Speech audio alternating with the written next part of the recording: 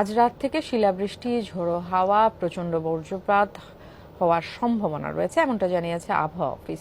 সকালের ব্রিফিংয়ে তথ্য জানান আবহাওয়াবিদ মোহাম্মদ আবুল কালাম মল্লিক। তিনি বলেন, আজ রাত থেকে 11 তারিখ পর্যন্ত বৃষ্টিপাতের পরিমাণ ক্রমান্বয়ে বাড়তে পারে।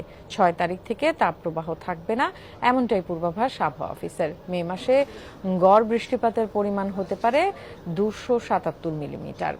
গড়ে 13 দিন হতে পারে ঝড়। এপ্রিল মাস জুড়ে যে দীর্ঘ তাপপ্রবাহ ছিল গত 76 বছরের ইতিহাসে সেটা রেকর্ড। আবহাওয়াবিদ জানান, এ থেকে পরিত্রাণের উপায় বজ্রবৃষ্টি। চলতি মাসে 3 থেকে 5টি মাঝারি আকারের বজ্রঝড় আর 3টি শক্তিশালী বজ্রঝড় হতে পারে। আজকে রাত থেকে 11 তারিখ পর্যন্ত বজ্রঝড় হবে বাংলাদেশে।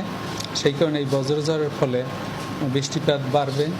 তাছাড়া আমরা আমাদের দীর্ঘমেয়াদী পূর্বাভাসে বলেছি যে বঙ্গোপসাগরে 1 থেকে 2টি লঘুচাপ তৈরি হতে পারে। সেই লঘুচাপ কোনো কোনো ক্ষেত্রে একটি শক্তিমাত্রা অর্জন করে ঘূর্ণিঝড়ের রূপ নেওয়ার সম্ভাবনা আছে।